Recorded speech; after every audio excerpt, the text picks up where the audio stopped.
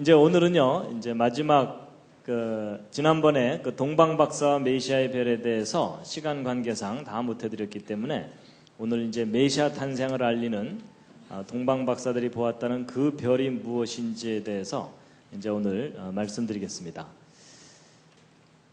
보통 그 크리스마스 카드 같은데 보면 이런 식의 그림이 이제 많이 보입니다.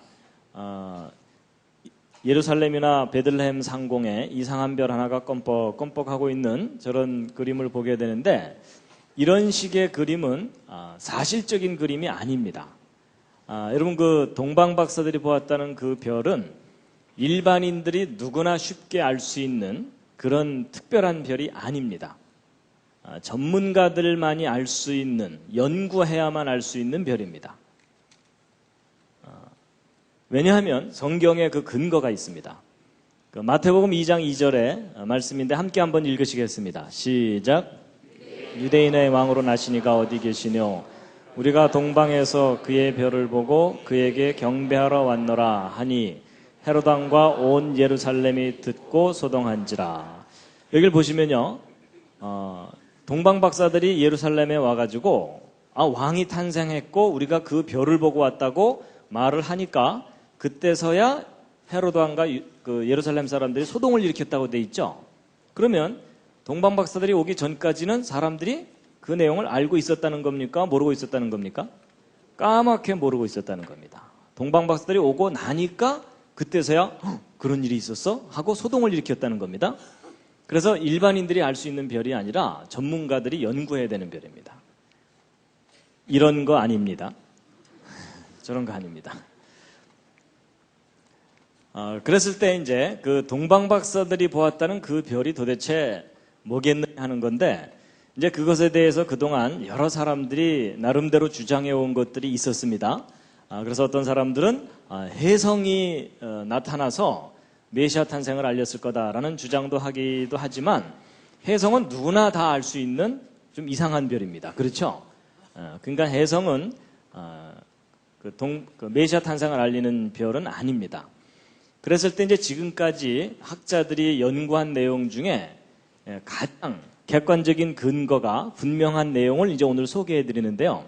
동방박사들이 보았다는 그 메시아 탄생을 알리는 별이 무엇이었을 거라고 보고 있냐면, 태양계 내에 하나님께서 행성들을 두셨습니다.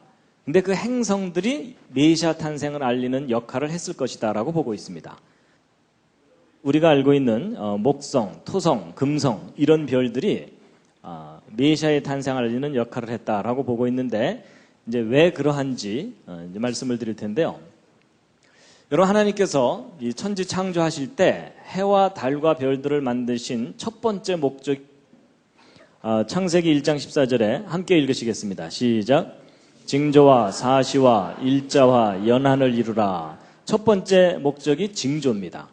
하나님께서 역사 속에서 어떤 중요한 사건을 일으키실 때 하늘의 별들로 하여금 사인을 보내게 하셨습니다. 그 대표적인 예가 바로 이 동방박사들이 보았다는 메시아의 별입니다.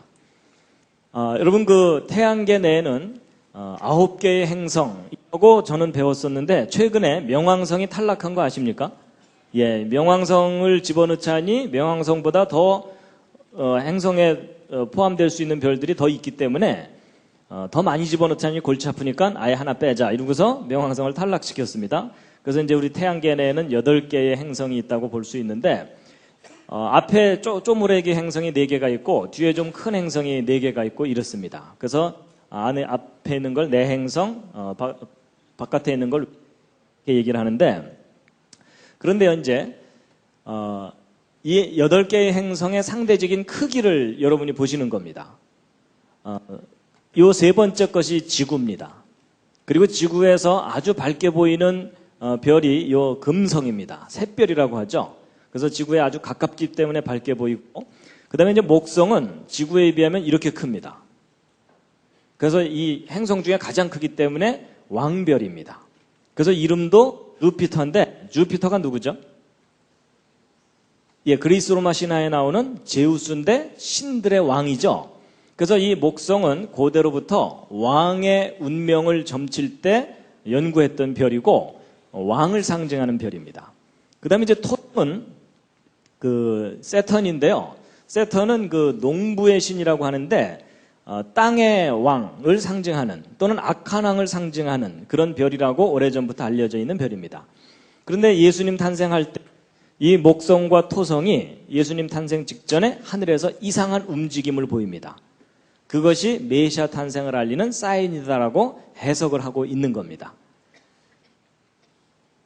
그래서 이제 이 9개의 행성 예수님 탄생을 알리는 역할을 했다라고 이제 보고 있는데요. 제가 이제 오늘 내용을 말씀드리기 전에 한 분을 좀 소개를 해드려야 됩니다. 제가 지난번에 요나의 표적이라든지 성경의 연대기 연구에 관해서 이제 소개를 해드렸는데 그 내용은 제가 연구한 게 아닙니다. 저는 시간이 없기 때문에 별로 연구를 잘 못합니다.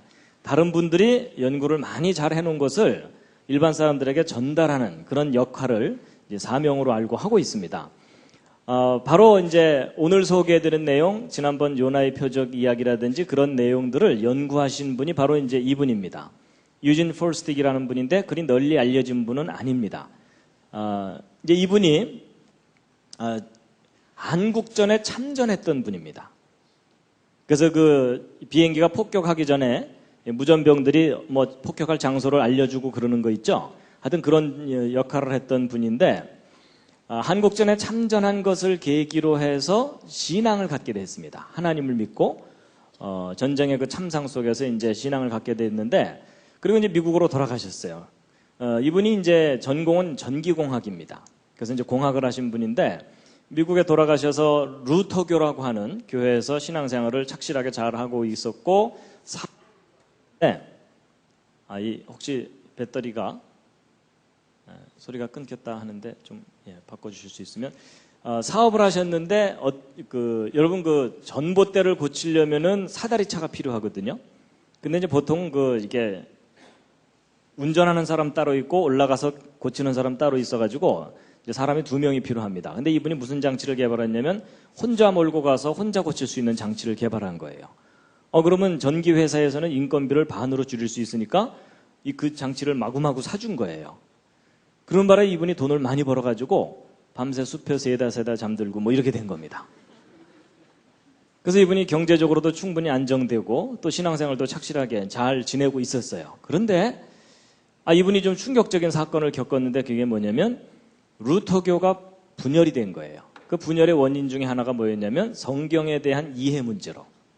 그러니까 성경을 기록된 그대로 믿는 보수적인 그런 관점을 가진 분들하고 성경을 기록된 그대로 믿지는 않지만 그래도 하나님이 우리에게 주신 귀한 말씀이다. 이렇게 좀 개방적인 생각을 가진 분들하고 서로 의견이 다른 바람에 교단이 분열이 된 거예요. 근데 이분은 순수한 마음에서 신앙생활 하다가 그렇게 분열되는 모습을 보고 충격을 받아갖고 이 성경이 정말 기록된 그대로 사실인지 아닌지 내가 좀 연구를 좀 해봐야 되겠다. 이래가지고 재산을 싹 정리해갖고 연구소를 만들었는데 그게 성경 역사 연구소입니다. 그래서 지난번에 말씀드렸던 그 과학적인 연구 방법으로 성경을 창세기부터 계시록까지 성경 전체 역사를 정확하게 이제 정리하는 일을 하게 된 거예요. 그래서 이분이 10년 동안 그렇게 쭉 체계적으로 성경을 다 정리하고 났더니 너무나 선명하게 예수 그리스도가 메시아라는 것이 드러나는 거예요. 그러니까 내가 메시아라고 인정해서가 아니라 객관적인 모든 증거가 예수 그리스도는 메시아예요. 그래서 이분이 이제 이렇게 확실한 역사적인 증거가 있다면 이걸 사람들에게 알려야 되겠다 해서 사람들에게 열심히 알리러 다니는데 문제는 사람들이 이분이 얘기만 하면 다 조는 거예요. 왜냐하면 여러분 구약 역사가 좀 어려울 수가 있잖아요. 그렇죠? 그래갖고 별로 그렇게 관심이 높지가 않은 거예요. 그래서 이분이 이 내용이 너무 좋은데 사람들이 잘 이해를 못하는구나 이러다가 한 아이디어가 떠올랐는데 그게 뭐냐면 이 내용은 이스라엘 사람들한테 정말 효과적이겠다. 왜냐하면 여러분 우리만 해도 구약은 다른 나라 역사잖아요. 그렇죠? 근데 이스라엘 사람들한테는 구약이 자기들 역사잖아요. 근데 자기들 역사를 정확하게만 분석을 하면 예수 그리스도가 메시아라는 것이 너무나 선명하게 드러나거든요. 그래서 이스라엘 선교를 해야 되겠다. 그래서 이분이 이스라엘 선교를 다니기 시작한 거예요. 그래서 이스라엘 사람들에게 당신들의 역사를 정확하게만 연구하면 예수 그리스도가 분명히 메시아다. 이걸 이제 알려주러 다니게 됐는데 그래서 이제 이분이 이스라엘에 가서 이스라엘 대학에, 유대인들의 그 대학에 가서 강의도 했어요. 그러니까 이분이 이제 자기가 연구한 결과를 가지고 가서 그 이스라엘 그 대학 교수에게 설명을 쫙 했더니 그 대학 교수가 깜짝 놀라는 거예요. 이방인이 자기들보다 자기들의 역사를 더 정확하게 정리를 했거든요. 그리고 당신 이 내용 우리 학교에 좀 강의 좀 하라고. 그래서 이분이 이제 강의를 하게 됐어요. 근데 여러분 그 이스라엘은 아다시피 예수를 안 믿잖아요. 그렇죠? 그러니까는 예수 얘기를 하면 안 되거든요. 그래갖고 이분이 이제 예수 얘기는 다 빼고 이스라엘 역사만 정확하게 한 학기 동안 강의를 한 거예요. 근데 이제 문제가 생겼어요. 무슨 문제가 생겼냐면 학생들이 한 학기를 다 듣고 났더니 결론이 뭐예요? 예수가 메시아인 거예요. 그래서 이제 학교가 완전 난리가 난 거예요. 학생들이 술렁술렁 거리면서 다 듣고 났더니 예수가 메시아라는 막 얘기들이 막 도니까 이제 정작 다급해진 건 누구냐면 이분을 강의를 맡겼던 그 교수가 자기 입장이 곤란해진 거예요. 이단자를 자기 학교에 데려다가 강의를 시킨 거니까. 그래서 당장 나가라고 그래가지고 이분이 쫓겨나게 됐는데 또 이분이 거기 가서 사고 친 게 하나 있어요. 무슨 사고를 쳤냐면 유대교 청년이 개신교로 기독교인이 된 거예요. 그랬다가 이 청년이 다시 유대교로 돌아갔어요. 이제 그럴 경우 유대교에서는 이런 청년이 상당히 쓸모가 있어요. 왜냐하면 기독교로 가봤자 별 볼 일 없으니까 다시 돌아왔구나. 이래가지고 이제 유대교를 선전하는데 이 청년을 예를 들면서 이제 사용할 수가 있거든요. 그런데 이분이 이제 그 청년을 다시 만나갖고 자기가 연구한 결과를 다 얘기해 준 거예요.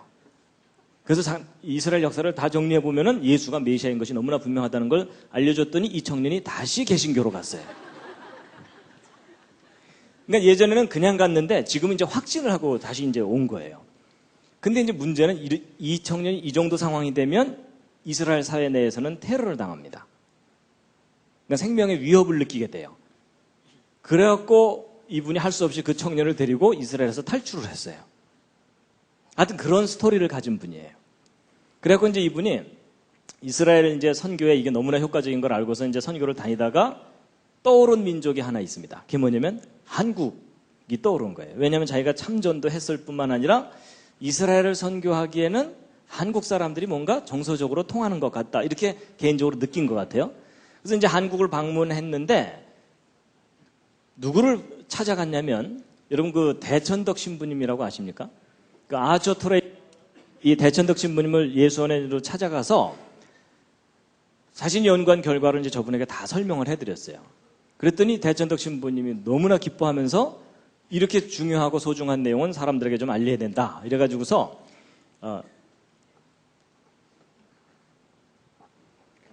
알려야 된다고 해가지고서 이분을 어디에 소개를 해드렸냐면 한동대학교에 소개를 해주죠. 한동대학교 이제 1995년도에 개교한 기독교 대학인 걸 이제 아실 겁니다. 그래서 이제 한동대학교에 개교할 때 이분을 소개시켜드린 거예요. 이분이 이제 한동대학교에 와서 잉글리시 바이블 스터디라는 코스를 강의를 했습니다. 이제 영어 성경 공부 코스이긴 하지만 내용은 연대기예요. 지난번에 소개해드렸던.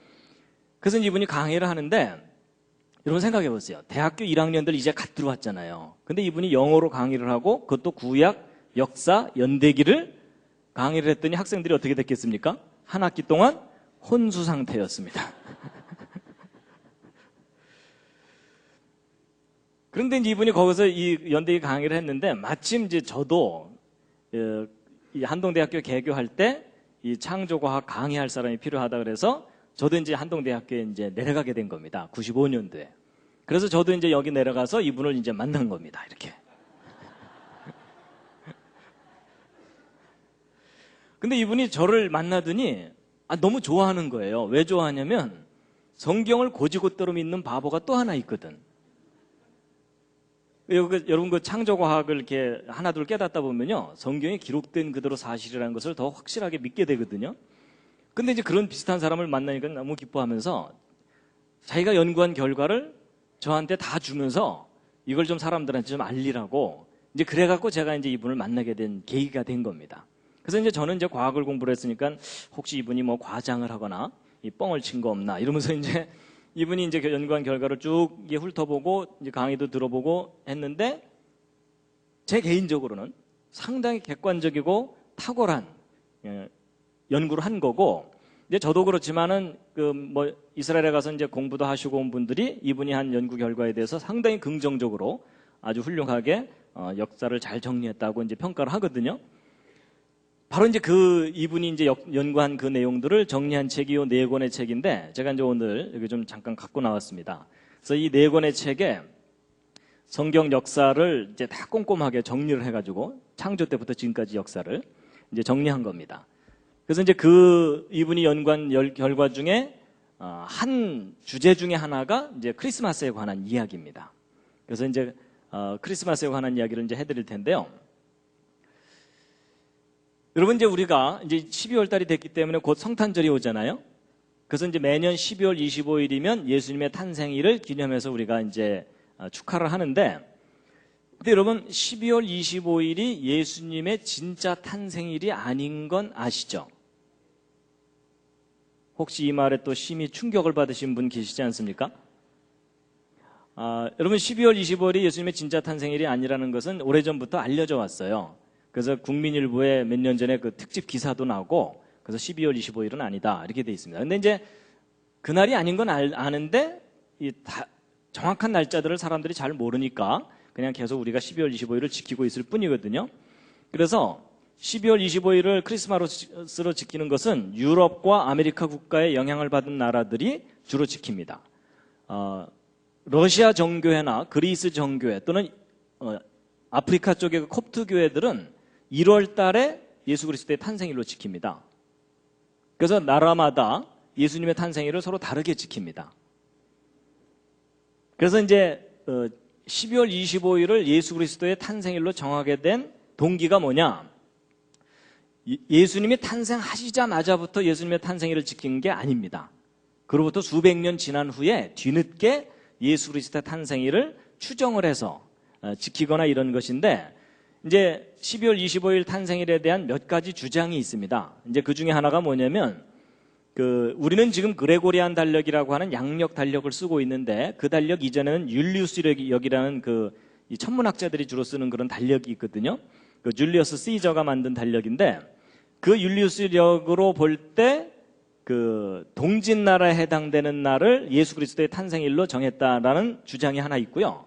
또 뭐가 있냐면은 로마 제국 시절에 로마 사람들의 축제일이 12월 17일에서 24일입니다. 근데 이 기간 동안 선물 교환도 하고 그런다 그러는데, 이제 12월 25일이 태양이 탄생한 날이다 이래가지고서 자기들이 축제일로 지키는 그런 날이 있는데, 그날하고 결부시켜서 예수 그리스도의 탄생일로 정하게 됐다라는 주장들이 있습니다. 근데 이제 이런 것들은 정확하지 않고 반대 의견도 있기 때문에 대략 요 정도만 소개해드리고, 이제 정작 중요한 것은 예수 그리스도의 진짜 탄생일인데, 이제 탄생일은 조금 뒤에 설명드리기로 하고요. 일단 하나 이제 우리가 얘기해야 될 게 뭐냐면, 여러분 우리가 지금 2006년을 살고 있는데, 이것이 이제 서력기원이라 그래서 예수 탄생 이후부터의 연대라고 우리가 알고 있잖아요. 그래서 예수님이 탄생하셨을 때를 기준으로 해서 Before Christ, Anno Domini 그래가지고서 BC와 AD 이걸 나눈다고 이제 우리가 알고 있죠.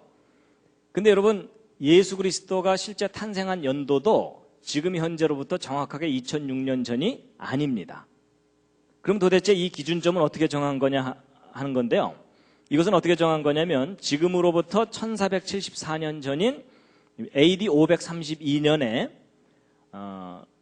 그렇게 정확하지 않은 기록에 근거해서 예수 그리스도 탄생일을 추정한 것인데, 그때 당시에 어떤 기록이 있었냐면, 예수는 약 500년 전에 죽었으며 3월 25일 날 부활하였다, 이런 기록이 있었는데 그걸 근거로 추적한 겁니다. 그래가지고 여기서부터 500년 전에 예수 그리스도께서 십자가에 달리셔서 죽었으니까 그로부터 30여 년 전에 탄생하셨을 거다라고 추정하게 된 겁니다.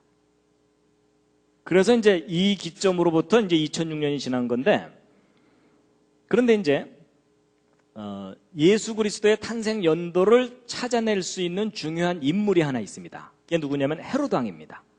여러분 헤로드 왕이 죽기 직전까지 거의 미친 거 아시죠? 이제 예루살렘과 그 주변 지역을 다스리는 왕으로 이제 세워졌는데, 로마 제국 시절에. 근데 왕권에 대한 집착이 너무 강한 바람에 주변에 자기 왕권을 노리는 사람들을 다 죽입니다.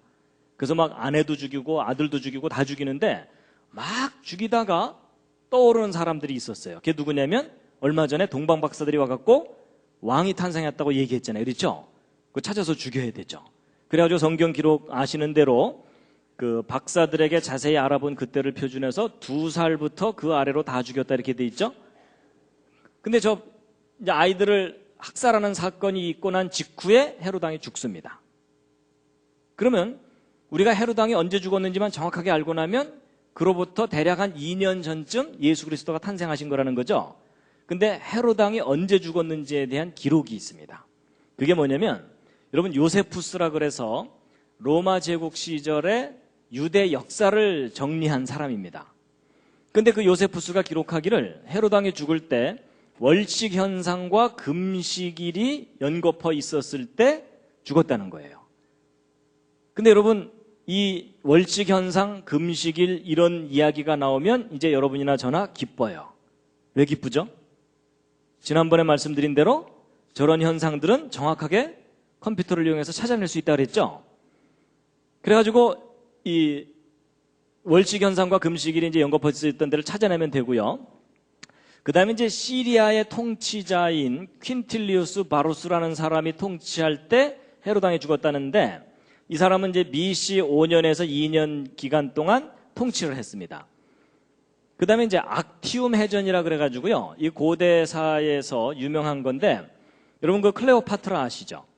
클레오파트라하고 마르쿠스 안토니우스가 짝짝꿍이 돼갖고 옥타비아누스하고 패권 다툼을 했던 유명한 해전이 악티움 해전입니다. 여기서 누가 이겼게요? 옥타비아누스가 이깁니다. 그리고 이 둘은 죽습니다. 그리고 이제 이 옥타비아누스가 나중에 아우구스투스라는 칭호를 얻게 되는데 성경에는 아우구스도라고 나왔습니다. 그런데 이 해전이 바로 언제 있었냐면 BC 32년에 있었는데 그로부터 27년 후에 헤롯 왕이 죽었다는 겁니다. 그러면 BC 32년에서 27년 지난 후니까 BC 4년이 되는 거죠. 그래서 BC 4년에 이제 헤롯 왕이 죽었다는 것을 이제 알아내게 됐으니까 그때 월식 현상만 찾아내면 되는 겁니다. 근데 그 월식 현상을 컴퓨터를 이용해서 이렇게 찾아낸 겁니다.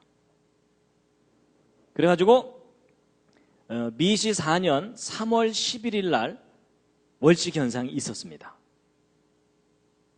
아니라 그러실까봐 제가 잠깐 그 월식을 찾아서 보여드리겠습니다. 여러분 지난번에 보셨던 그 컴퓨터 프로그램 기억하실 겁니다.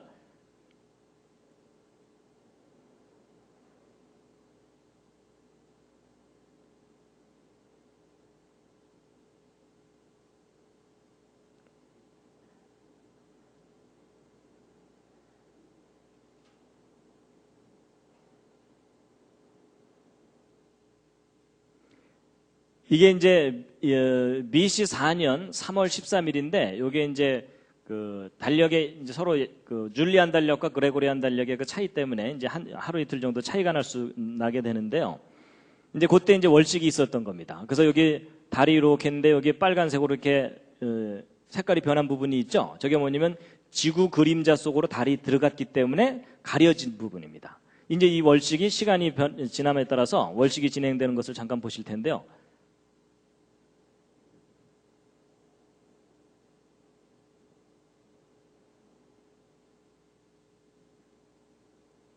보셨죠?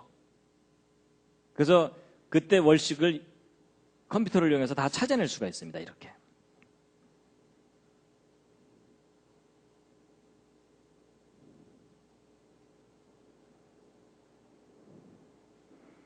그래서 이제 뭐 거의 꼼짝마라 수준입니다. 지금.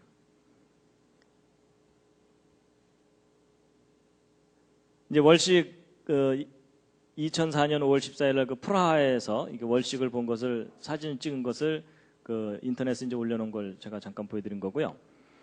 이제 그렇다면 이제 BC 4년이 그 헤롯 왕이 죽은 때가 이제 맞다면 예수님은 BC 6년 경쯤 태어나신 거거든요.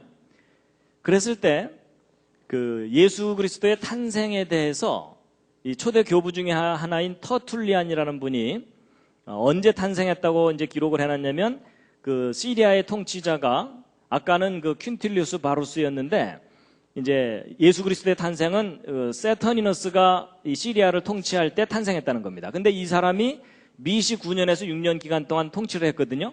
그러니까 요 기간 중에 예수 그리스도가 탄생하신 거예요. 그러니까 BC 6년일 가능성이 이제 높은 거죠. 근데 예수 그리스도의 탄생일에 대해서 이집트의 알렉산드리아라는 지역에 있었던 초대 교부 중에 한 사람이 세인트 클레멘트인데, 이 클레멘트라는 분이 예수 그리스도의 탄생에 관한 몇 가지 기록을 모아놓은 게 있어요.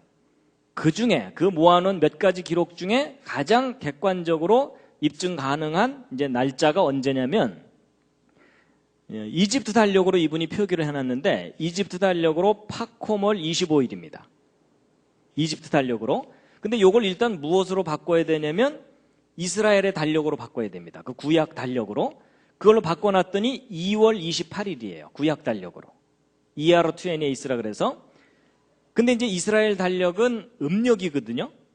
그럼 이제 저것을 우리가 현재 쓰고 있는 양력 달력으로 바꾸면 5월 14일이 되는 겁니다. 그래서 클레멘트가 수집한 기록 중에 하나가 옳다면, 조건은 붙어요. 예수 그리스도의 실제 탄생일은 BC 6년 5월 14일이라는 겁니다. 갑자기 화이트 크리스마스의 환상이 깨지시지 않습니까? 우리는 하도 오랫동안 겨울에 예수 그리스도의 탄생을 맞았었기 때문에 늘 화이트 크리스마스를 꿈꿨잖아요. 근데 이 기록이 맞다면 예수님은 5월 달에 오신 거니까 계절의 여왕 5월에 오신 겁니다. 꽃피는 봄에 님이 오신 거예요. 근데 저도요, 제가 이제 뉴질랜드에 가서 거기서 크리스마스를 보낸 적이 있었거든요. 거기는 남반구니까는 크리스마스 때가 여름입니다. 한여름 땡볕에 크리스마스를 지내려니까 너무 이상한 거 있죠. 그래서 이게 뭐 북반구에 사느냐 남반구에 사느냐에 따라서 크리스마스가 전혀 다른 느낌입니다. 그런 것처럼 우리도 너무 화이트 크리스마스를 고집할 필요는 없습니다. 자, 그런데 이제 BC 6년 5월 14일이 예수 그리스도의 탄생일이 맞다면 그걸 뒷받침할 만한 객관적인 증거가 있어야 되잖아요. 그렇죠? 이제 그 증거가 바로 이제 이 표입니다. 이제 이 표를 이해하시면 되는데요. 여러분, 예수님이 BC 6년 5월 14일 날 탄생하셨다면 예수 그리스도의 탄생일을 입증해 줄 만한 인물이 하나 있습니다. 그게 누구냐면 세례 요한입니다. 세례 요한은 예수 그리스도보다도 6개월 먼저 태어난 예수님을 예비한 선지자죠. 여러분, 세례 요한과 예수님은 무슨 관계죠? 혈연 관계로는 사촌 관계입니다. 누가 형이죠? 세례 요한이 당연히 형입니다. 6개월 먼저 태어났으니까. 세례 요한의 아버지가 누군지 혹시 아십니까? 성경을 보면 나오는데요. 사가랴입니다. 정 기억이 안 나시면 수퍼에서 물건을 사가랴 뭐 이렇게라도 좀 외워주시면 감사하겠습니다. 그래서 세례 요한의 아버지 이름이 사가랴고 어머니의 이름이 엘리자벳입니다. 근데 사가랴의 직업이 뭘까요? 제사장입니다. 제사장인데 어느 팀 제사장이냐면 아비야 반열의 제사장이라고 성경에 나옵니다. 이런 게 무슨 말이냐면 다윗 왕이 솔로몬에게 정권을 넘겨주기 직전에 제사장 제도를 정비를 해갖고 24팀을 만들어서 한 팀이 한 주씩 성전 봉사를 하도록 제도를 만들었어요. 그래서 24팀이 7일씩 근무를 하니까 168일마다 자기 팀 순서가 들어오게 돼 있는데 바로 이제 이 사가랴가 아비야 팀 제사장인 겁니다. 그러면 이제 세례 요한이 예수님보다 6개월 먼저 탄생했다면 세례 요한이 잉태된 때를 거꾸로 추적할 수가 있겠죠. 그걸 추적해 보면은 BC 7년 3월 24일인데 그럼 세례 요한이 이때 잉태되었다는 근거가 있느냐? 있습니다. 그게 뭐냐면 여러분 성경을 보면은 세례 요한의 탄생 스토리가 자세하게 나오는데 세례 요한의 아버지 사가랴와 어머니 엘리자벳은 나이가 많고 아이가 없었어요. 그래서 이제 아브라함처럼 자식을 포기하고 있었던 상황이었어요. 근데 세례 요한의 아버지 사가랴가 자기 팀 순서가 돌아와서 제사장 직무를 수행하러 들어갔거든요. 제비를 뽑는 바람에 자기가 걸려갖고 이제 성소로 들어가게 돼요. 근데 성소에 들어가서 누구를 만납니까? 가브리엘 천사를 만나요. 근데 그 천사가 뭐라 그래요? 대뜸? 네가 아들을 낳을 거다. 믿어지겠어요? 안 믿어지겠어요? 이미 생물학적으로 아이를 낳을 수 없는 상황이 됐는데 자기가 아들을 낳게 된다니까 안 믿었죠. 안 믿어서 어떻게 됐습니까? 벌 받아요. 무슨 벌을 받습니까?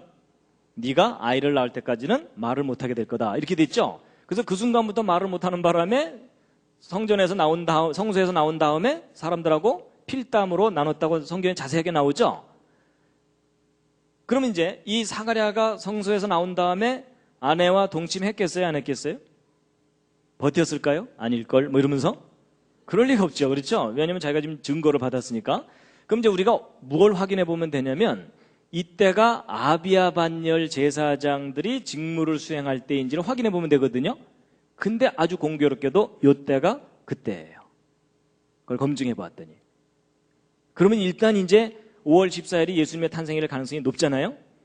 근데 이제 이걸 뒷받침해 주는 것이 바로 하늘의 별들이 이상하게 움직이는 현상이에요. 여러분, 세례 요한이 잉태됐을 때부터 예수 그리스도가 탄생할 때까지 요 1년여 기간 동안 하늘에서 목성과 토성이 춤을 춥니다. 이상한 춤을. 춤추는 거 아시죠? 이렇게. 자, 이제 그 춤을 추는데 여러분, 이 토성이 좀 더 느리게 돌고 목성이 좀 빠르게 돌거든요. 왜냐하면 토성이 좀 바깥쪽에서 돌기 때문에 천천히 돌아요. 목성은 앞에서 좀 빨리 돌고. 그래서 토성이 앞서서 가고 있는데 목성이 뒤따라오더니 토성하고 춤을 추는 거예요. 그러니까 이런 거예요. 세례 요한이 잉태되기 직전부터 이제 토성이 앞서서 가고 있는데 목성이 뒤따라오더니 야, 같이 놀자 이러면서 춤을 추는 거예요. 이제 이 현상이 바로 메시아 탄생을 알리는 사인이었다라고 해석되는 현상입니다. 그래서 이 목성은 아까 말한 대로 왕을 상징하는 별이라고 했죠. 이 토성은 악한 왕을 상징하는 별이라고 알려져 있기도 하고 몇 가지 해석이 있긴 한데 하여튼 이 해석이 가장 이제 합리적이라고 보고 있는데 그래서 이 진짜 왕이 악한 왕을 물리친다라는 그런 개념이라는 거예요. 그래서 이제 목성과 토성에 대해서 좀 말씀을 드리면요. 이제 목성과 토성이 자기 궤도를 갖고 있는데 이제 이렇게 요 기간 동안에 만났다 헤어졌다 만났다 헤어졌다 만났다 헤어졌다 이런 일들을 이제 반복하게 됩니다. 여러분, 그 목성은 이 태양이 요 중심에 있으면 11년마다 한 바퀴씩 돕니다. 이 공전주기라고 하거든요. 그 다음에 이제 토성은 30년 정도마다 한 바퀴씩 돌아요. 근데 지구는 1년에 한 바퀴씩 도니까 얘네들이 돌게 되면 지구는 안에서 아주 방정맞게 도는데 얘네들은 천천히 돕니다. 그래가지고 얘네들이 주기가 서로 다르기 때문에 20년마다 한 번씩 하늘에서 만나요. 그러니까 보통은 목성 저기 있으면 토성은 저쪽에 있고 이러거든요. 근데 20년마다 한 번씩 만나기 때문에 2000년 5월 28일 날 한 번 만났거든요. 그러다가 이제 2020년 12월 21일이 돼야만 또 하늘에서 또 만납니다. 그러니까 아주 느리게 한 번씩 만나는 거예요. 근데 이제 보통은 이제 이렇게 떨어져 있는데 이제 만나게 되는데 이제 지구 쪽에서 바라보면 이런 겁니다. 태양이 지나가는 자리를 따라서 이제 태양이 지나가는 자리를 따라서 이제 토성도 지나가고 이제 목성도 보통 지나가거든요. 그래서 보통 그 밤하늘에 그 달이 지나가는 자리를 따라서 밝게 보이는 별들이 행성이라고 보시면 됩니다. 그런데 이제 보통은 토성이 좀 느리고 목성이 빠르기 때문에 이렇게 지나쳐가게 마련이에요. 그런데 이제 예수님 탄생 직전에 하늘에서 무슨 일이 벌어진 거냐면 토성이 앞서서 가고 있는데 목성이 뒤따라오더니 야, 너 잘 만났다 이러더니 같이 뒤로 물러갔다가 앞으로 가는 거예요. 신기한 현상이죠. 근데 이제 이게 왜 그러냐면요. 태양에서 바라보면 모든 행성이 한쪽 방향으로 가거든요. 근데 지금 우리는 태양에서 보는 게 아니라 지구에서 보고 있잖아요. 근데 지구는 이 안쪽에서 돌고 있죠. 그러니까 지구가 좀 빨리 돌기 때문에 앞으로 빨리 가게 되면 얘는 뒤로 가는 것처럼 보이는 거예요. 근데 그게 절묘하게 타임이 딱 맞아야만 목성과 토성이 하늘에서 춤을 추는 현상이 나타나는데 이런 현상이 몇 년마다 한 번씩 나타나냐면 854년마다 한 번만 나타나요. 근데 그게 미시 7년에 있었던 거예요. 예수님 탄생 직전에.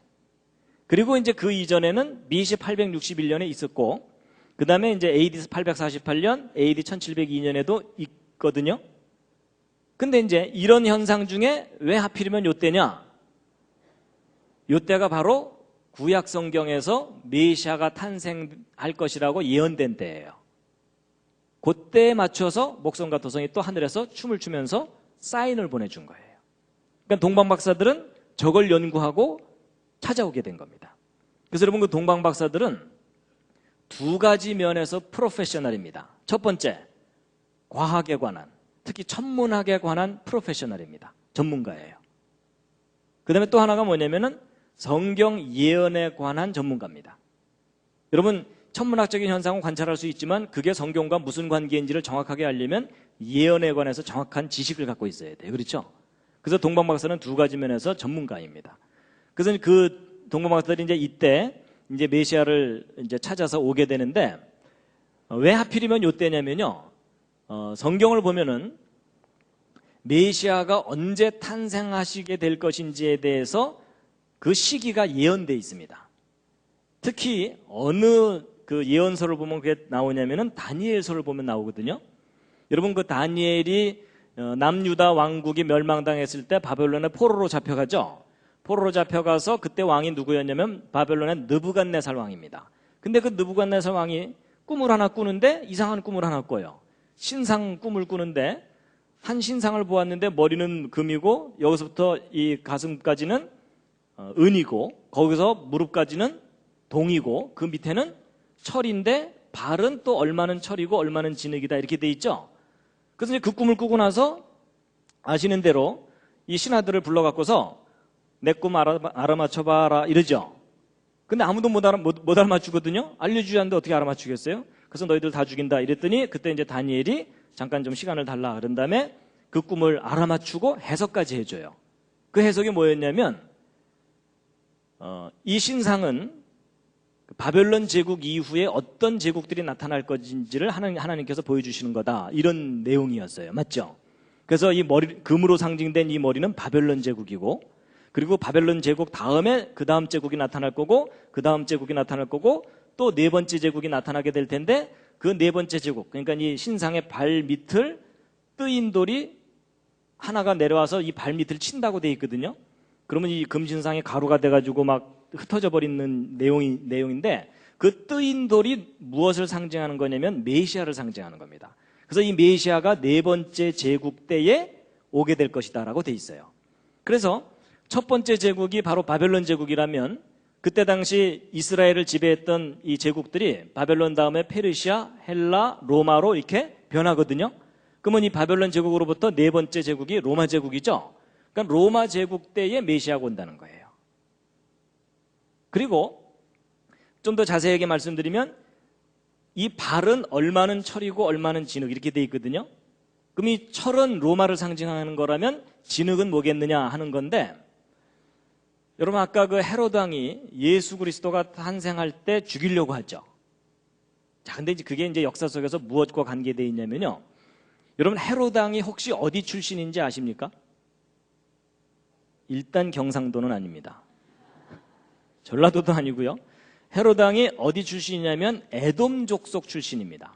근데 에돔 족속이 그 조상이 누군지 혹시 아십니까? 에서입니다. 에서가 누구의 형이죠? 야곱의 쌍둥이 형이죠. 근데 여러분 재밌는 게 뭐냐면 야곱과 에서가 무엇을 놓고 서로 다투냐면 장자권을 놓고 서로 다툽니다. 근데 누가 장자권을 뺏어가요? 야곱이 뺏어가니까 에서가 야곱을 죽이려고 하죠. 근데 놀랍게도 그 상황이 예수님 때 그대로 일어나요.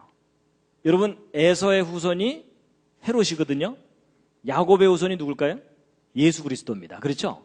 근데 야곱과 에서가 장자권을 놓고 서로 싸웠는데 이제 진짜 장자가 된 건 누구예요? 야곱이 장자가 됐죠? 그런 것처럼 예수님 때 먼저 왕으로 있던 사람이 누구냐면 헤롯이거든요. 근데 새 왕이 탄생했다 그러죠. 그러니까 이 왕이 새로 탄생할 왕을 죽이려고 하죠. 그게 마치 에서가 야곱을 죽이려는 상황과 아주 비슷한 상황이에요. 그때 야곱은 도망갔잖아요. 도망갔다 다시 돌아오죠. 그런 것처럼 예수님도 헤롯이 죽이려고 그러니까 어떻게 해요? 이집트로 도망갔다가 다시 돌아오죠. 상황이 참 비슷하게 닮았죠. 그래서 에서가 야곱을 죽이려고 했던 그 상황이 어떤 의미에서 보면 이 헤롯 왕과 예수님에 대한 예언이라는 겁니다. 메시아 탄생할 때 어떤 상황이 전개될지에 대한. 그래서 다니엘이 보았던 그러니까 느부갓네살 왕이 보았던 그 금신상에 관한 예언을 정확하게만 이해하고 있었다면 언제 메시아가 올게 된 것을 알게 되냐면 헤롯 왕 때, 로마 제국 시절에 헤롯 왕 때 에돔 족속 출신이 왕이 되었을 때 메시아가 온다는 거예요. 그러한 상황하고 이 목성과 토성이 하늘에서 춤을 추는 상황이 일치하게 된 때가 바로 저 때예요. 이제 앞뒤가 이해가 되시죠? 안 돼도 할 수 없습니다. 진도 나가야 됩니다. 그래서 이제 바로 BC 7년부터 6년 그 어간에 이 목성과 토성이 하늘에서 이제 사인을 보내주는 겁니다. 그러니까 동방 박사들이 저 현상을 보고서 드디어 이제 오셨구나 하고 이제 찾아오게 됐다라는 이야기입니다. 그래서 이제 그때 동방 박사들이 보았다는 그 목성과 토성의 움직임을 이제 잠깐 이제 보실 텐데요.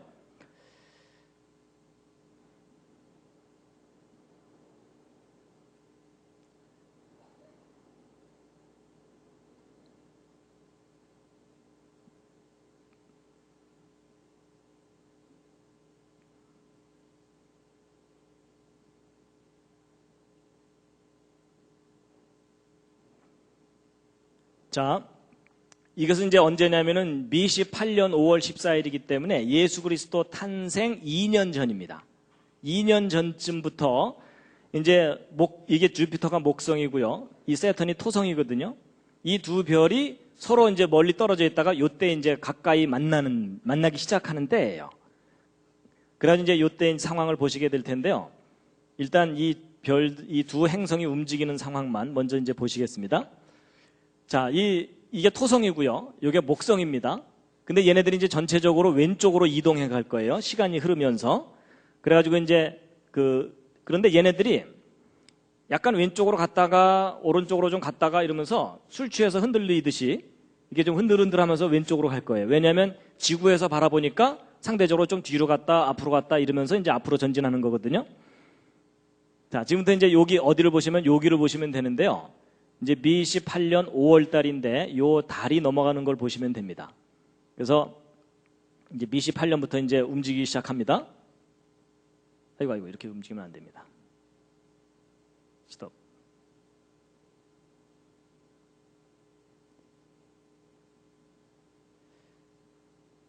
자, 이제 BC 8년부터 이게 9월, 10월, 11월 이렇게 되잖아요. 그래서 이제 목성이 드디어 이제 세턴에 가까이 가는 거예요.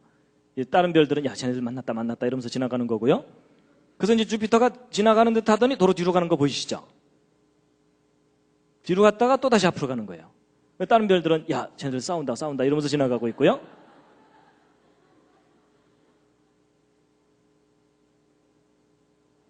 보셨죠?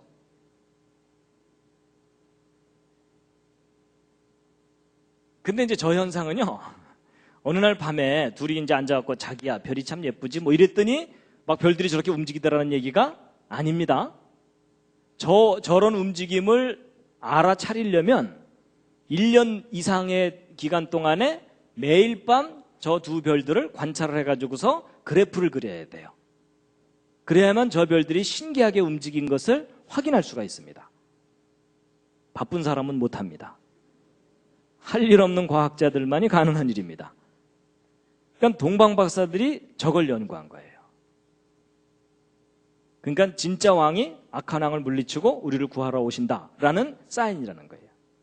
그리고 이제 조금 뒤로 돌리면요. 여기 보세요.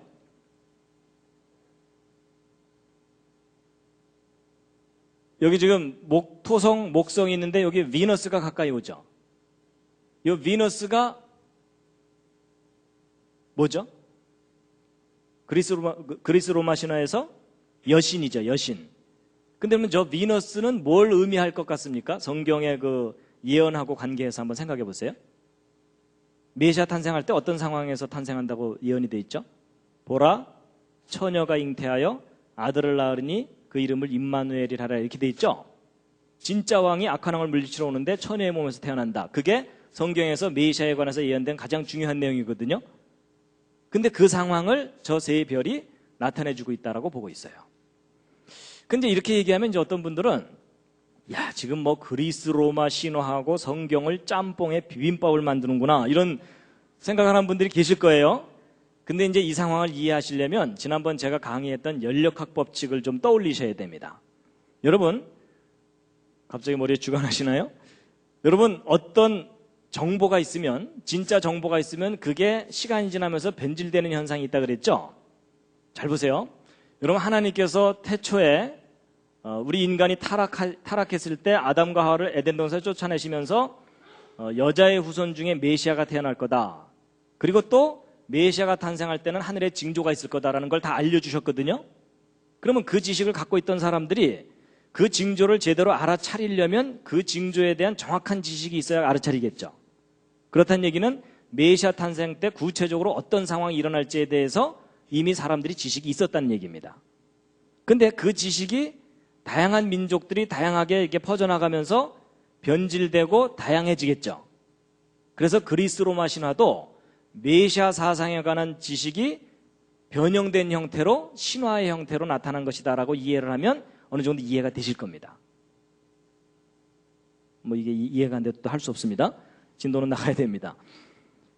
그래서 요 세 별이 하늘에 나타난 그때 예수님이 탄생하시게 됩니다. 실제로. 바로 이게 BC 6년 5월 14일이죠. 그때 이제 하늘의 그 별을 보면요, 이걸 조금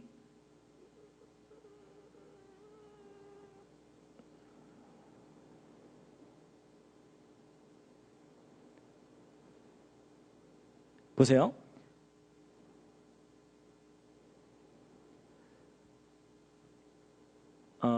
해 뜨기 직전에 하늘에서 토성과 목성과 금성이 쪼로록 보입니다. 근데 이제 이게 성경에 기록되어 있는 내용을 입증해 주는 이제 상황인데요. 이게 뭐냐면,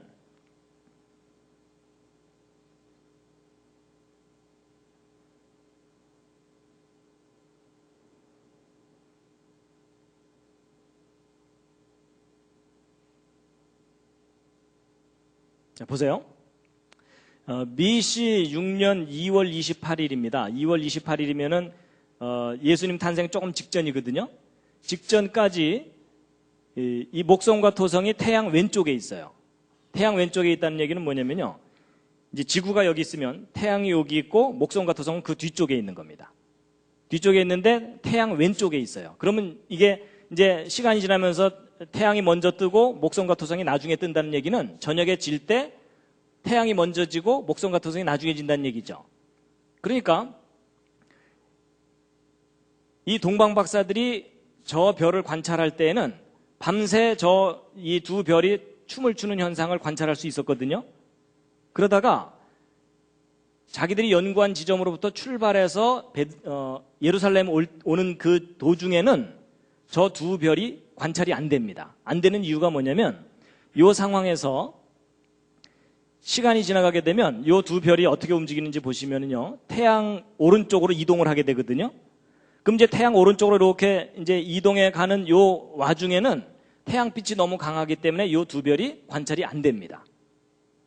그러다가 이 두 별들이 태양 오른쪽으로 딱 나타나야 이제 어떤 일이 벌어지냐면, 매일 아침 해 뜰 때 얘네들이 먼저 뜨고 태양이 나중에 뜨는, 그러니까 이걸 좀 뒤로 돌렸다 앞으로 이제 다시 돌려버리면요,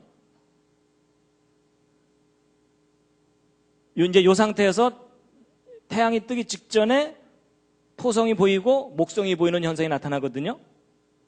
자, 그럼 이제 저게 이제 뭘 의미하냐면요, 동방 박사들이 예루살렘에 왔어요. 헤로드 왕에게 얘기했죠. 왕이 탄생하는 별을 우리가 보고 왔는데 어디에서 나셨는지 좀 알려달라. 그랬더니 왕이, 헤로드 왕도 나도 모르니까 너네들이 좀 찾거든, 나한테 알려주라 이랬죠. 그 대신에 이제 성경 기록을 봤더니 베들레헴에서 메시아가 탄생할 거라는 예언이 있어가지고 하여튼 그쪽으로 가봐라 이랬거든요. 근데 이제 동방 박사들이 저 두 별이 안 보이다가 헤롯궁에서 딱 나와가지고서 자기들이 어느 쪽으로 가려고 그랬더니 그 별이 다시 나타났다고 돼 있죠.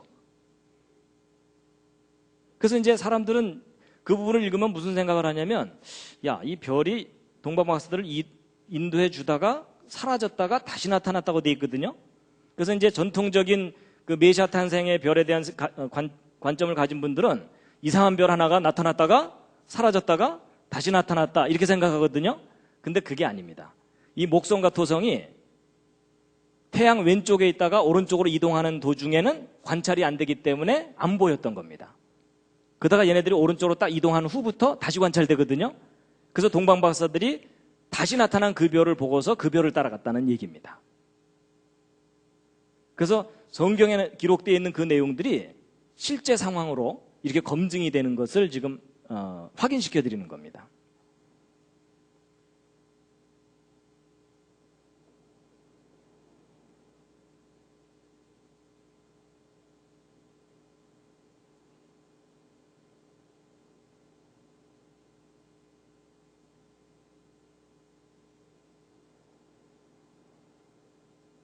잠시 기지개를 한번 쫙 켜시겠습니다.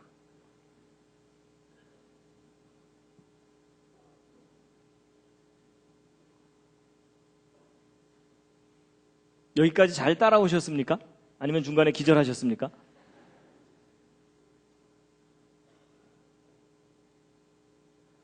지금 2000년 전에 메시아 탄생을 알렸던 그 별에 대해서 확인시켜 드리는 중입니다. 사실 이게 컴퓨터가 개발되기 전까지는 불가능한 일입니다. 근데 이게 지금 가능해진 이유가 컴퓨터로 과거를 직접 볼 수 있기 때문입니다. 그래서 예전에 보통 그 성경 그 마태복음이나 이렇게 읽으면서 메시아 탄생을 알리는 별이 나타났었다는 얘기를 믿지 않는 사람들은 아주 허황된 신화처럼 생각을 했습니다. 근데 이게 신화가 아니라 역사적인 사실이었다는 것을 이제 과학적으로 확인할 수 있게 된 거라는 얘기입니다. 그래서 이제 그 세례요한의 잉태부터 예수님 탄생 때까지 목성과 토성이 하늘에서 춤을 추면서 메시아 탄생을 알렸던 부분에 대해서 이제 확인을 시켜드렸는데요. 그러면 도대체 그때 그 예수님을 경배하러 왔던 동방박사들은 누구겠느냐 하는 것에 대해서 여러 가지 주장이 있습니다. 이제 그 중에 가장 심한 주장 중에 하나가 한국 사람들이었을 거다 이런 주장입니다.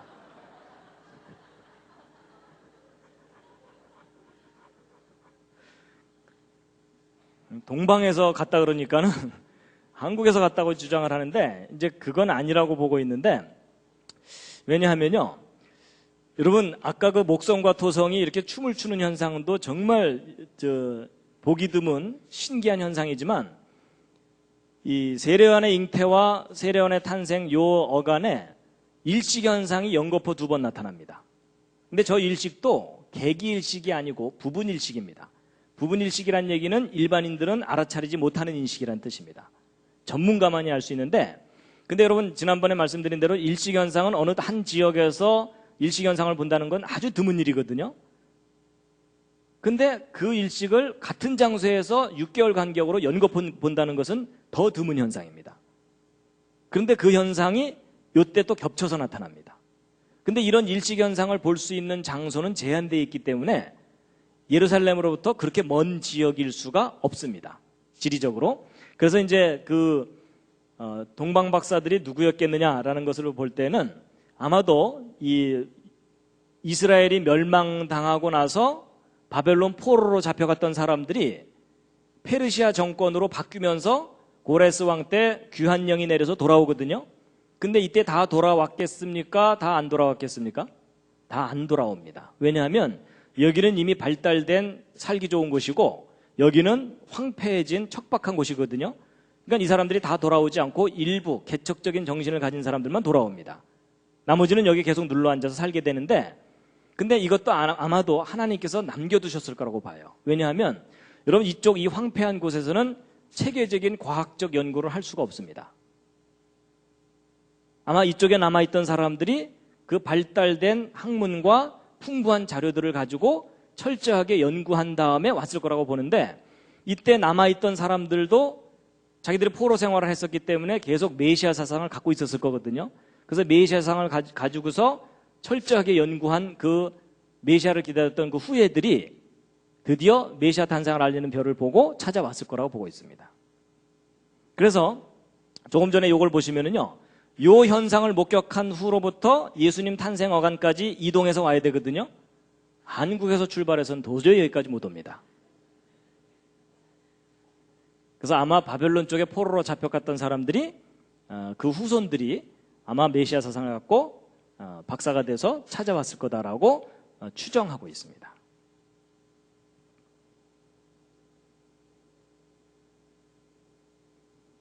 그래서 이제 지금까지 메시아 탄생을 알리는 별에 관한 가장 근거 있는 이야기를 소개해 드렸는데요. 사실 지금 이 목성과 토성이 그 역할을 했을 것이라는 것에 대해서는 이제 많이 알려지기 시작했습니다. 그래서 여러분 인터넷에 들어가 보시면 이 얘기 쉽게 찾으실 수가 있습니다. 이제 비교적 널리 알려지기 시작한 이야기입니다. 그리고 이제 확인도 되는 이야기고요. 그래서 여러분 보세요. 이 목성과 토성이 예수님 탄생에 딱 맞춰서 하늘에서 나타나서 춤을 추게 하려면, 자, 여기서 중요한 게 이겁니다. 도대체 언제부터 저게 계획되어 있어야 될까요?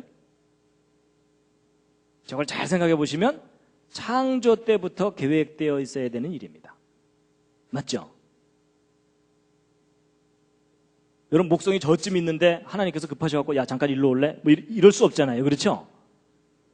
여러분 이게 무슨 얘기냐면 하나님께서 성경에서 무슨 말씀을 하시냐면 내가 태초부터 미래에 일어날 일을 다 얘기해 놓았다 이런 말씀을 하세요. 다 예언해 놓았고 그걸 이루는 존재가 바로 나다. 그 대신 너희들이 연구를 해봐라. 연구를 하면 이 우주를 다스리는 존재가 나라는 것을 확인할 수 있을 것이다. 그런 얘기를 합니다. 바로 이 메시아 탄생을 알리는 별도 중요한 의미 중에 하나가 바로 그겁니다. 시편 19편 1절에 있는 말씀 함께 한번 읽으시겠습니다. 시작. 하늘이 하나님의 영광을 선포하고 궁창이 그 손으로 하신 일을 나타내는도다. 자, 잠시 좌양좌 하셔서 옆에 있는 분 안마를 시원하게 해드리겠습니다.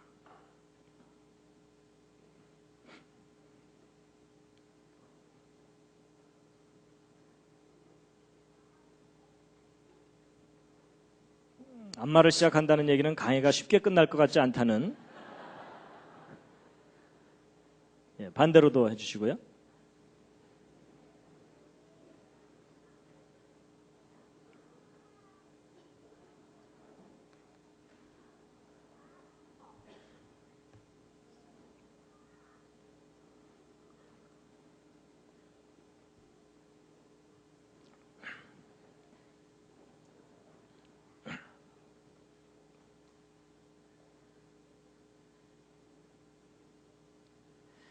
이제 한 가지 에피소드를 얘기해드리고 이제 마칠 텐데요.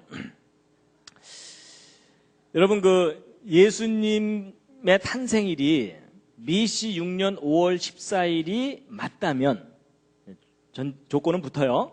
맞다면 예수 그리스도의 2000번째 탄생일이 좀 의미가 있어야 되지 않겠습니까? 그렇죠? 여러분 우리 젊은 사람들은 뭐 만난 지 100일만 돼도 막 파티하고 그러잖아요. 그러니까 예수님의 2000번째 탄생일은 좀 지킬 만한 의미가 좀 있다고 보는데, 여러분 한번 생각해 보세요. BC 6년 5월 14일이 예수 그리스도의 진짜 탄생일이라면 2000번째 탄생 기념일은 몇 년도가 될 것 같습니까? 옆에 있는 분과 한번 상의해 보시기 바랍니다. BC 6년이면 마이너스 6년이라고 생각하시면 됩니다. 그러면 1994년일 것 같은 느낌이 드시죠? 1994에다가 6을 더하면 되니까? 아닙니다. 95년입니다. 왜냐하면 여러분 BC와 AD 사이에는 0년이 없어서 그렇습니다. 그렇죠? BC 1년에서 AD 1년으로 바로 넘어가거든요. 저걸 모르는 사람들이 이 역사 정리할 때 1년씩 오차가 나는 이유가 바로 저겁니다. 그래서 이제 1995년이 예수 그리스도의 2000번째 탄생 기념일이 되거든요. 지금까지 한 얘기가 이제 근거가 있는 거라면. 근데 재미있게도 그때가 바로 이거 연구한 분이 한동대학교 왔던 때입니다. 이게 재밌는 얘기입니다. 그래서 이분이 이제 3월 달에 와서 강의를 시작했는데 5월 달이 되면 이제 예수님의 탄생일이 되니까 이분이 5월 달쯤 되더니 자기는 예루살렘을 가야 되겠다는 거예요. 학기 중에 예수 그리스도의 탄생일을 자기가 직접 예루살렘에 가서 축하를 하고 싶다는 거예요. 근데 이분은 본인이 연구했기 때문에 확신을 갖고 있거든요. 그래서 이제 가시라고 그랬죠. 근데 이제 가시라고 해놓고 나서도 이제 학생들이 비록 이제 혼수 상태에 있긴 했지만 그래도 좀 알아들은 학생들이 있잖아요. 그렇죠? 저도 좀 알아들었고. 그래서 이제 상의를 하기를, 야, 이 날이 아닐 수도 있지만 지금까지 한 얘기 중에 이렇게 근거 있는 얘기를 우리가 들어본 적이 없다. 그리고 객관성이 상당히 있다. 그래서 아닐 수도 있지만 혹 이 날이 예수 그리스도의 탄생일일 수도 있으니까 우리가 그냥 지나가기는 좀 찜찜하다. 그렇다면 그냥 예수님의 탄생이라고 보고, 그러면 이분이 가실 때 그냥 가게 하지 말고 조촐한 선물을 예수님께 전달해 드리라고 좀 하자. 그래갖고 학생들이요, 자기들끼리 막 회의를 하더니 결정을 했어요. 좀 낭만적인 결정을 했는데 뭘 했을 것 같습니까? 학생들이 일단 돈이 없으니까 뭐 이렇게 큰 건 선물을 못 합니다. 황금과 유향과 모략은 안 됩니다. 그래서 학생들이 뭘 선물하기로 했냐면 2000송이 장미를 선물하기로 한 거예요. 2000번째 탄생일이니까. 그래갖고 학생들이 나름대로 헌금, 이제 모금을 했어요. 근데 뭐 학생들만 한 몇십 명 한 모여가지고서 모금을 했는데 한 2000송이 장미값 정도가 된 거예요. 그래갖고 이제 이것을 이제 이분에게 드리고서 가서 예수님께 전해드리라고, 그래서 이분이 이제 2000송이 장미값을 갖고 예루살렘으로 간 거예요. 이제 그 날에 맞춰서 갔는데 이분이 이제 이 장미꽃을 현지에 가서 실제 산 거예요. 사가지고서 예수님한테 전달해 드려야 되는데 예수님은 하늘에 계시니까 이제 올라갈 수는 없고, 그래서 이걸 어떻게 할까 그러다가 이분이 이제 무슨 생각을 하게 된 거냐면, 이분이 사실 이제 이 날이 정확하다면 현대판 동방박사죠. 그렇죠? 예. 그래가지고서 이분이 어디를 갔냐면 이 장미꽃을 들고서 통곡의 벽이라는 곳을 갔어요. 통곡의 벽이 어딘지 아십니까 혹시? 예, 이스라엘 사람들이 2000년 동안 소유하지 못했던 예루살렘 성벽의 일부예요. 성벽의 일부인데, 여러분 이 통곡의 벽이 여기인데요. 이게 이제 어떤 히스토리를 갖고 있냐면 2차 세계대전이 끝난 후에 이스라엘 사람들이 유럽에서 600만 유태인 학살을 당했잖아요. 그렇죠? 그래갖고 그냥 치를 떨면서 우리가 죽더라도 팔레스타인 땅, 가나안 땅에 가서 죽자 이러면서 이제 밀고 들어와 가지고서 이스라엘이라는 나라를 세웠어요. 1948년에. 참 기적 같은 일이 일어난 건데, 이때 이제 이스라엘로 돌아와서 나라를 세웠는데, 그런데요, 예루살렘의 역사를 좀 살펴보면요, 이 제2성전을 지은 때가 이제 BC 516년인데, 요 제2성전이 헤로드 왕 때 이제 증축이 돼요.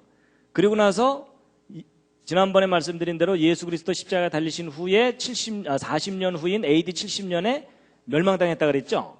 이때 이제 제2성전이 완전히 파괴됩니다. 이제 성전이 완전히 파괴된 거예요. 그때 서쪽 벽만 남겨놓고 파괴시켜 버렸는데, 로마 제국 시절에는 이제 유대인들은 이제 전 세계로 흩어져 버리고 로마 제국 시절에는 유대인들이 성전에 접근하지 못하도록 했어요. 그리고 동로마 제국 시절에는 성전 파괴 기념일 날만 이 예루살렘 하루만 접근하도록 허용을 한 겁니다. 그리고 이제 아랍 쪽이나 이쪽 요 기간 동안에는 이제 접근을 제대로 못 하고 있고, 십자군 때 잠깐 이제 좀 평화의 시기가 있었어요. 그래서 이제 거의 2000년 동안 이 예루살렘 가고 싶어도 가고 있지 못했는데 1948년 드디어 이스라엘 사람들이 예루살렘으로 돌아오게 된 거예요. 돌아오긴 했는데 문제는 1948년에 나라를 세운 이후부터 1967년도까지는 요르단이 관할하고 있었기 때문에 예루살렘 성전터를 접근을 못하고 있었어요. 그러다가 이제 1967년에 무슨 일이 벌어졌냐면 제3차 중동전쟁이 있었는데요. 이제 처음에 이제 나라 세웠을 때도 전쟁이 있었고 그 후에 또 한 번 있었는데 세 번째 중동전쟁입니다. 여러분 이 이스라엘이 여기에 있는데 요 지도를 보시면 요 녹색으로 된 것이 이슬람, 아랍 국가들입니다. 그 틈새에 이스라엘이 껴있는 거예요. 얼마나 얄미워요. 그렇죠? 그래갖고 이 주변 아랍국들은 요 이스라엘을 몽땅 지중해로 빠뜨리는 게 자기들이 해야 될 첫 번째 일이에요. 그래갖고 이 이스라엘을 멸망시키기 위해서 여러 차례 전쟁을 하게 되는데 1967년에도 그 전쟁이 일어났어요. 그래갖고 그 전쟁 때 바로 옆에 있는 시리아, 요르단, 이집트가 직접 공격해 들어왔어요. 어느 날 갑자기. 그리고 이제 주변 국가인 이라크, 쿠웨이트, 수단, 알제리아, 사우디아라비아가 주변에서 계속 돕고, 그래서 이제 망해라 이러면서 이제 쳐들어왔는데 6일 만에 전쟁이 끝났어요. 누가 이겼게요? 이스라엘이 이겼어요. 근데 왜 6일 만에 전쟁을 끝냈을까요? 안식일 지키려고. 실제로 안식일 날은 싸울 수가 없잖아요. 그렇죠? 그러니까 6일 만에 전쟁을 끝낸 거예요. 정확하게는 132시간 30분 만에. 이집트 진영에서는 4일 만에 끝났고, 그래서 전쟁 시작하자마자 이스라엘이 거꾸로 각국의 수도들을 맹폭격을 해가지고 항복을 받아낸 거예요. 그래서 6일 만에 전쟁 끝나면서 그때 뺏은 땅이 이 초록색이에요. 6일 만에. 우리도 한번 해봐야 되겠죠? 우리 만주 땅 찾아야 되잖아요. 그래서 여러분, 이때 이 큰 땅을, 물론 거의 대부분 사막이긴 하지만 이 큰 땅을 뺏기고 여기도 뺏기고, 그래서 그 이후로 계속 그 국제 뉴스에 나오는 게 뭐예요? 시나이 반도 돌려달라, 그 다음에 웨스트뱅크 돌려달라, 골란 고원 돌려달라, 가자 지구 돌려달라, 이러면서 계속 분쟁을 일으켰던 게 바로 저 전쟁 때문입니다. 그런데 이제 문제는, 여러분, 이스라엘이 이 예루살렘까지도 이제 어느 정도 회복을 했는데, 이제 독립을 해가지고 땅을 차지하고 있었는데, 요 6일 전쟁이 있기 전까지는 이 예루살렘에 가장 자기들이 차지하고 싶은 게 뭐냐면은 예루살렘 성전터예요. 근데 이 성전터는 이스라엘 사람들이 접근하지 못하고 있었던 거예요. 이슬람 세력이 꽉 잡고 있고, 그리고 예루살렘 성전터에 이슬람 사원이 지금 덩그러니 올라가 있어요. 그러니까 이스라엘 사람들한테는 정말 이 화가 나도 엄청나는 일이죠.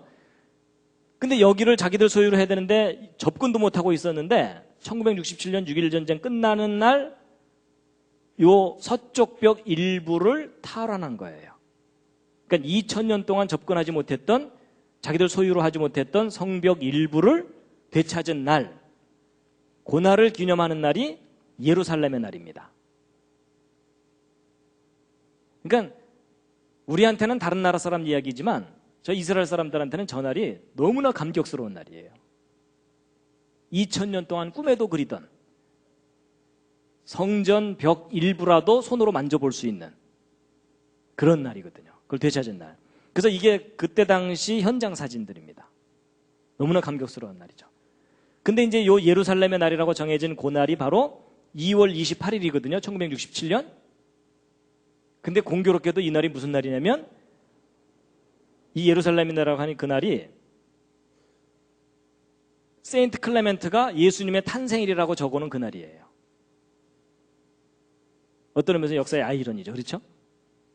그래갖고 이 날만 되면 이스라엘 사람들은 예루살렘의 날이라 그래가지고서 자기들 깃발을 들고 나와서, 국기를 들고 나와서 막 축제를 해요. 그런데 이제 이분이 이천송의 장미를 끌고 그 통곡의 벽 앞에 나타난 거예요. 이제 물론 이제 이분이 혼자 끌고 간 게 아니고 노인분이거든요. 혼자 끌고 간 게 아니고 이제 거기서 기독교인을 몇 사람 만나갖고 도움을 받았죠. 그래서 이제 큰 가방 2개에다가 이제 이렇게 끌고 가서 쫙 펼쳐놓고 그 이천송이 장미를 거기 모인 사람들에게 하나씩 나눠준 거예요. 다 나눠주면서 이분은 기도한 거죠. 예수 믿으라고 기도하고 그랬던 거죠. 이제 이럴 때 이제 저는 한동대에 남아갖고 학생들을 좀 몇 명 모아놓고 왜 이 날이 예수님의 탄생일이라고 여겨지는지에 대해서 그 근거를 설명해 주면서, 아닐 수도 있지만 일 수도 있으니까 우리 기념하고 넘어가자 이러고서 불법 집회를 했습니다. 크게 알리지는 못했어요. 괜히 이단으로 잡힐까봐. 뭐 장작을 쌓아라 이러면 골치 아프잖아요.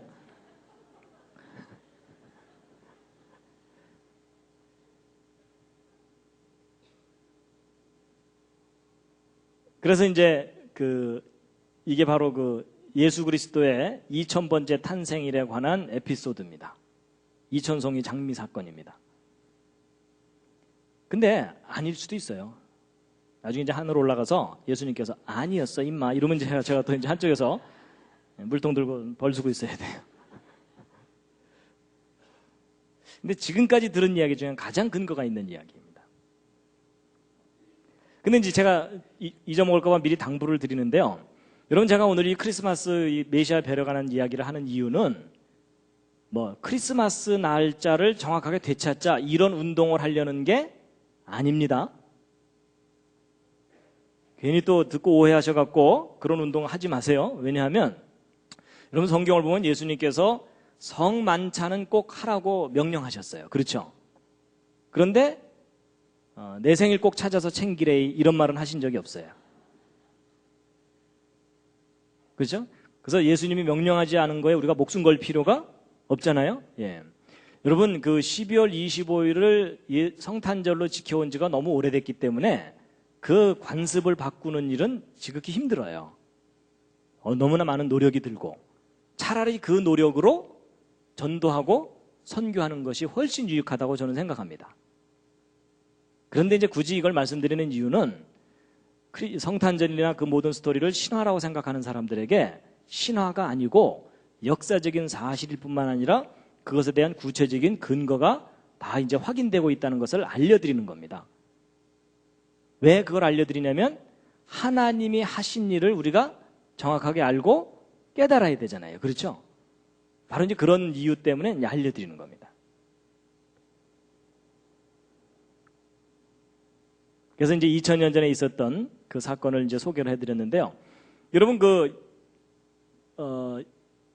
이제 예수님의 탄생이라고 여겨지는 이 날은요 매년 날짜가 변해요. 왜냐하면 우리 음력 생일 매년 바뀌는 것처럼 변하게 돼 있어요.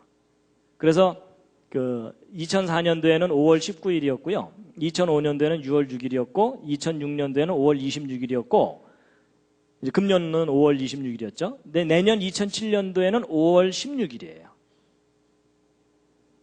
근데 저거 뭐 일일이 기억하실 필요 없고요. 인터넷에 들어가서 예루살렘의 날을 찾으시면 돼요. 그 날이 예수 그리스도의 탄생일이라고 추정되는 날이거든요.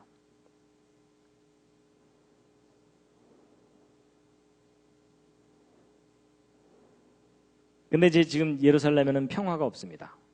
근데 예수님께서 예루살렘의 평화를 위해서 기도하라고 하셨거든요. 그래서 우리가 예루살렘의 평화를 위해서 기도해야 됩니다. 자, 이사야서 41장에 있는 말씀 함께 읽으시겠습니다. 시작. 나 여호와가 말하노니 너희 우상들은 소송을 일으키라. 야곱의 왕이 말하노니 너희는 확실한 증거를 보이라. 장차 당할 일을 우리에게 진술하라. 또 이전 일에 어떠한 것도 고하라. 우리가 연구하여 그 결국을 알리라. 혹 장래사를 보이며 후래사를 진술하라. 너희의 신됨을 우리가 알리라. 또 복을 내리든지 화를 내리라. 우리가 함께 보고 놀라리라. 여러분 지난 시간에 제가 말씀드렸던 왜 여호와 하나님이 유일한 신이신가? 그것에 대한 증거가 뭐라 그랬죠? 예언과 역사라 그랬습니다. 하나님께서 태초부터 미리 미래에 일어날 일을 다 예언해 두신 다음에 그걸 정확하게 이루어 나가십니다. 근데 문제는 우리가 그것에 대한 지식이 없으면 하나님 무슨 일을 하셨는지를 모르면 하나님이 유일한 신이시라는 것에 대한 확증을 못합니다. 근데 하나님께서 역사 속에 그 증거들을 다 두셨고 어떤 의미에서 보면 오늘날 컴퓨터가 개발된 것이 하나님이 하신 일을 보다 선명하게 마지막 때에 드러내시기 위해서 우리로 하여금 개발하게 하신 것이다라고 생각이 되기도 합니다. 그래서 2000년 전에 나타났던 메시아의 배려가는 이야기를 해드렸습니다. 다시 한번 읽으시겠습니다. 시작. 유대인의 왕으로 나시니가 어디 계시뇨? 우리가 동방에서 그의 별을 보고 그에게 경배하러 왔노라 하니 헤롯 왕과 온 예루살렘이 듣고 소동한지라. 마지막 꽃다발입니다.